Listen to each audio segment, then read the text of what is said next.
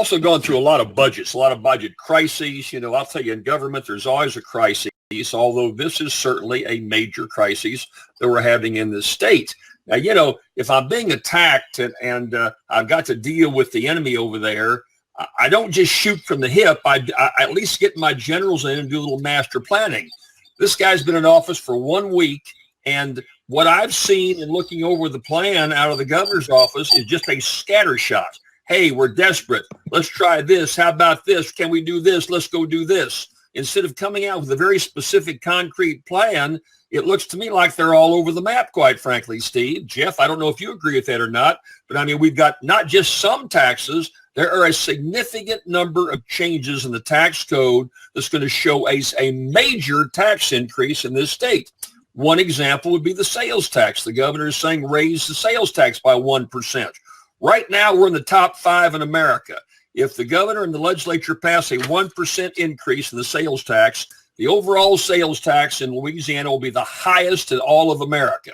Now, what kind of a signal is that sending to business to come in or people to come in here? We've got the highest sales tax. We're on 5 now. Now we're going to be the highest. Maybe some of this stuff needs to be done, but I've got 2 concerns. Number one, way too quick. They shot from the hip. They've still got some time. Give it another week or 2.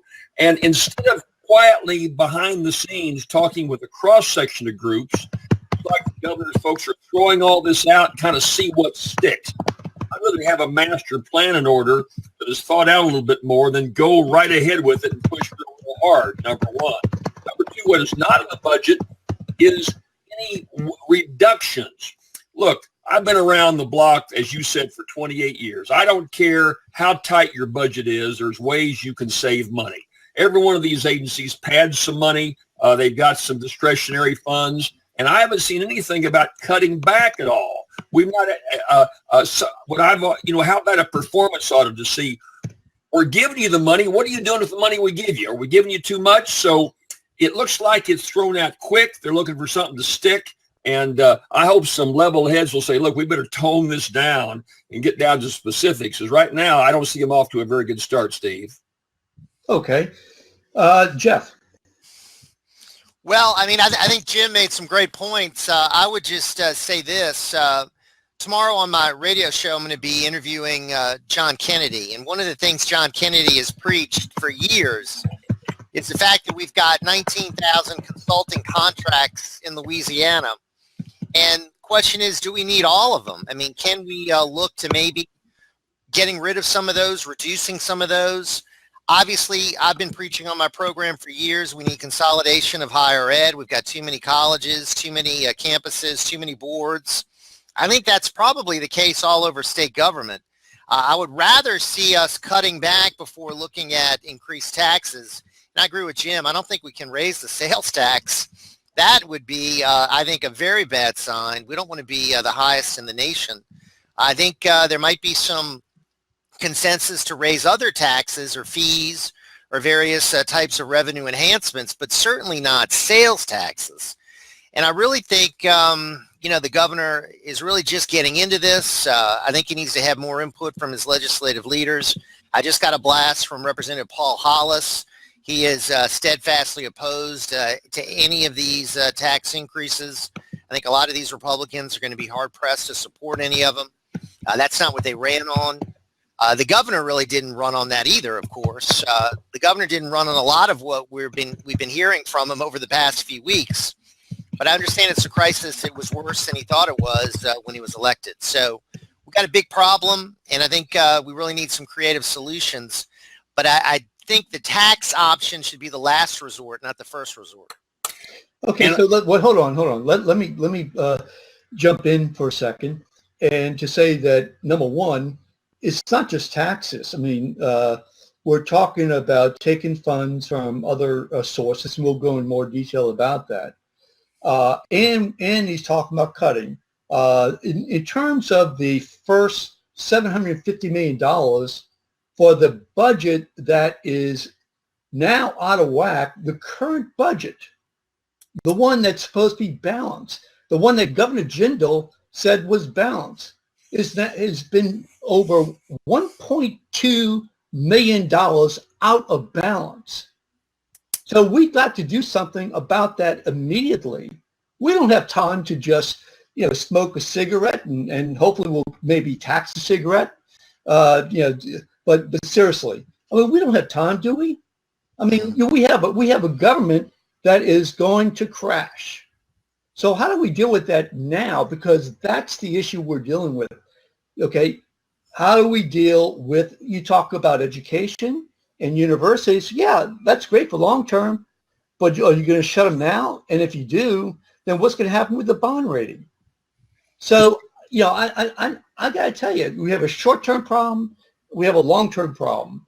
And what he's talking about right now is a short-term problem and a bridge to a long-term problem, which is $1.9 billion. $1 billion. Sorry. Well, I guess my concern is, as you said, the folks there have been in office for 1 week. We still have 4.5 months. It's not like this thing's going to crash tomorrow. I know that's not a long period of time. It just looks to me from the proposals are, instead of saying, look, here are the 4 items we're going to use to get us through June 30th before the new fiscal year starts. You look at all over it, it's 42 pages of item after item after item that's just been kind of thrown out there. Cigarette tax, ad valorem tax, and it's just too much. And as you said, Jeff, you get legislators that are already saying, wait a minute, man, this is all over the table. I'm not going to vote for this kind of stuff. You take the ad valorem tax. It was a huge problem for inventory, for businesses. The end of the year, if you are a car dealer and you got a bunch of cars on your lot, you get taxed on all those cars. And so as a consequence, all kinds of tricks are being played by car dealers to send the cars out of state, costing them lots of money. Ad valorem taxes on inventory don't work very well. That's why most states don't have them anymore. Yet it's just being thrown out there. So, Steve, I hear what you're saying. And you can't just sit back and think in long range. It's going to take some time. I understand that. But to do it in 1 week, shoot behind the hip, I know a number of legislators that have not been consulted in any way on this. I know a number of business groups that were not consulted. 1 week, bam, here you are. Rather than saying, hey, come on and sit down. Let's talk about this. What do you think you can live with? What can we do in the short range, 4.5 months? What can we do for the next year? None of those discussions have taken place. The governor's just saying, here you are, folks. It's everywhere all over the table, and we're going to consider all this stuff. So, to me, it looks like that the ship of state is rocking, but someone's got to get a little better handle on it. Right now, I don't see that. Jeff, go ahead. Well, I mean, I would only like to point out that the increase in sales tax is really a 25% increase by adding an extra penny. So, I mean, I think that could be very, very significant, and I think it really sends the wrong message. I don't like that as sort of the mechanism to sort of close this gap. I understand, Steve, what you're saying. The numbers I'm hearing, 750 million right now, and that's horrific. I join you in criticizing Bobby Jindal and what he left this new governor. I certainly don't envy what he's facing. I would like to see us do more about getting rid of these special exemptions and credits and deals we have for certain industries. I'd like to see the state look at what we do as far as taxing business and try to make lower the tax rate probably overall, getting rid of some of these special deals for certain industries. And I think that could be a way that we could raise significant revenue. I know that they're also going to be tapping into the rainy day fund, tapping into some other funds to try to supplement this whatever taxes that they can increase. So I think it's all got to be looked at, but I really do think this could be an opportunity to restructure state government and to save some money, possibly by getting rid of some of these consulting contracts, possibly by maybe consolidating some departments, getting rid of some employees that we don't need. I'd like to see the governor launch a real streamlining effort in state government. Last time I looked, per capita, I think we had one of the largest state governments in the country. I think we might be still the largest in the South. So why aren't we looking at sort of a local version of the Grace Commission, where we go after all kinds of different waste and mismanagement and inefficiencies in state government? But Steve makes the point, and Jeff and I agree with Steve, that you got a 4.5 month window. Something's going to be done pretty quick.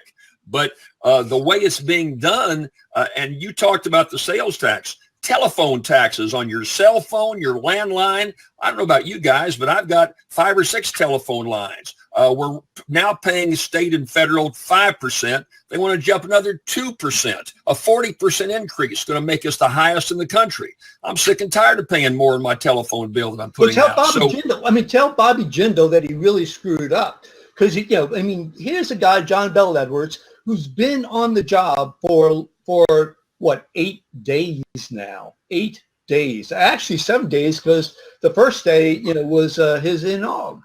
So we got a $2.6 billion deficit. Those ideas you have, they're great ideas. We got to do it, but it's not. You can't do it on a short haul. You can't plug $750 million.